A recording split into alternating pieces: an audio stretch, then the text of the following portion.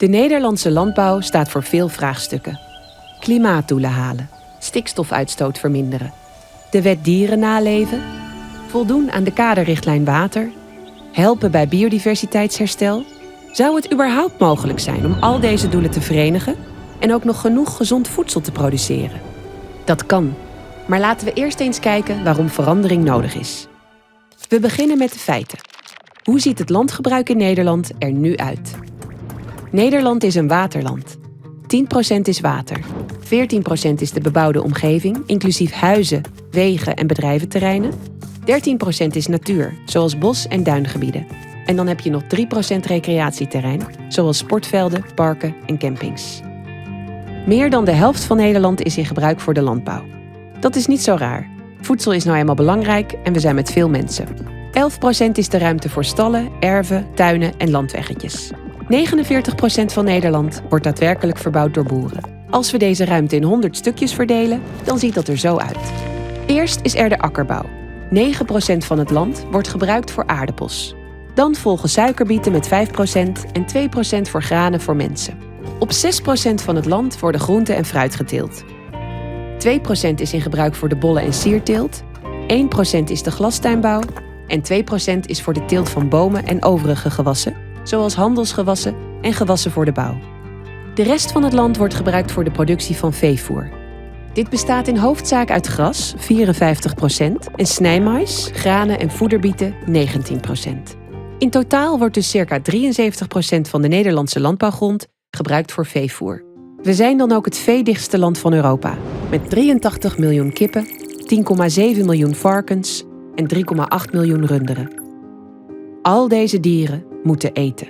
Dat doen ze van 73% van onze landbouwgrond. Maar ook nog eens van 2,9 miljoen onzichtbare spookhectares in het buitenland. Import van soja is de grootste stroom. En die soja komt voornamelijk uit Noord- en Zuid-Amerika. Hoe verhoudt het ruimtegebruik van de veehouderij zich tot de financiële opbrengsten? De veehouderij is verantwoordelijk voor 50% van de omzet in de landbouw. En 42% van de banen, maar slechts 19% van de toegevoegde waarde. Door de hoge kosten in de veehouderij zijn echter de inkomsten per baan voor veehouders een stuk lager dan voor tuinders of akkerbouwers. Als je de akkerbouw, tuinbouw en veehouderij op ketenniveau met elkaar vergelijkt, dan valt op dat de veehouderij 80% van alle subsidies gebruikt en 73% van alle landbouwgrond. Daarmee draagt de veehouderij maar 27% bij aan de maatschappelijke waardecreatie. Dat komt vooral door de hoge milieukosten die de veeteelt veroorzaakt. Zoals bijvoorbeeld de kosten voor stikstof, broeikasgassen, fijnstof en verminderde waterkwaliteit. In totaal tellen de kosten van de veehouderij voor de maatschappij op tot ruim 10 miljard per jaar. Kan het anders? Ja. Onze vraag was: kunnen we heel Nederland van eigen bodem van gezond voedsel voorzien volgens de nutritionele richtlijnen van de Gezondheidsraad? Kunnen we dan tegelijkertijd werken aan natuurherstel en meer biodiversiteit, klimaatdoelen halen en dieren een beter leven geven? En kan de boer er een goed inkomen aan overhouden? Wat zou zo'n scenario betekenen? Hoe gaat Nederland er dan uitzien? Ten eerste stoppen we met de import van krachtvoer uit het buitenland, zodat er geen bos meer gekapt hoeft te worden in de Amazone en we geen diervoer meer over de wereld slepen. Hiermee spelen we 2,9 miljoen hectare vrij in het buitenland. Deze hectares kunnen teruggegeven worden aan de natuur daar, of ze kunnen worden benut voor lokale voedselproductie. Als we voldoende eiwitten van eigen bodem willen halen, dan kan dat met 2/3 plantaardige eiwitten en 1/3 dierlijke eiwitten. Plantaardige eiwitten vragen veel minder oppervlak.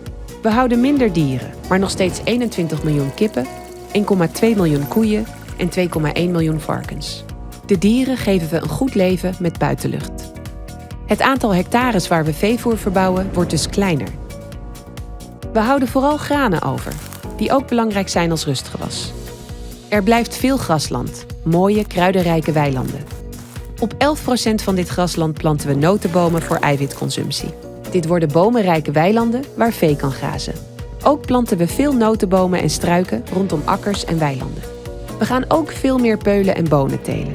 Deze bevatten veel eiwitten, zijn gezond voor ons en voor de bodem. Omdat we minder afhankelijk willen worden van palmolie uit Azië en zonnebloemen en graan uit Oekraïne, gaan we zelf oliehoudende gewassen en heel veel granen telen voor mensen. Groente en fruit gaan we meer eten. Maar daarvan produceren we al genoeg. We exporteren dan minder. We gaan minder bloemen en sierplanten kweken, want deze gebruiken erg veel gif. Het areaal voor de kwekerij van bomen en struiken en overige gewassen blijft hetzelfde. Landbouw met bomen is beter bestand tegen klimaatverandering en draagt bij aan het herstel van de natuur. We planten veel voedselbossen aan. Zo, nu hebben we genoeg geproduceerd om alle Nederlanders en alle dieren te voeden. Met genoeg vitamine en mineralen, eiwitten, koolhydraten en vetten.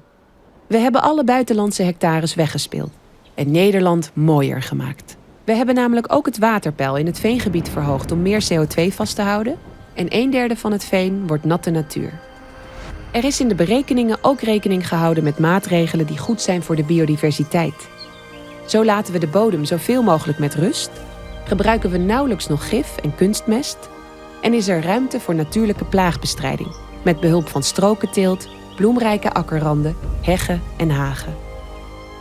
Nederland ziet er mooier uit en we halen de stikstof-, water- en klimaatdoelen. We hebben meer natuur en de lucht wordt schoner. Zeker als we het land ook nog eens heel gevarieerd inrichten. We houden dan zelfs nog wat ruimte binnen Nederland over. Genoeg om gewassen te verbouwen voor duurzame bouwmaterialen voor 100.000 huizen per jaar en voor extra natuur. Zo'n transitie is haalbaar als er ook een afzetmarkt is voor meer plantaardige producten. En we de boer ook betalen voor een natuurinclusieve manier van werken. Met een visie op voedsel en kiezen voor 100% duurzaam voedsel in de detailhandel, kunnen we toewerken naar een landbouwmodel dat beter is voor de boer. Beter voor ons leefmilieu. Beter voor onze gezondheid. Beter voor de planeet. En voor onze portemonnee. Want een gezonder dieet scheelt de samenleving jaarlijks miljarden in gezondheidskosten.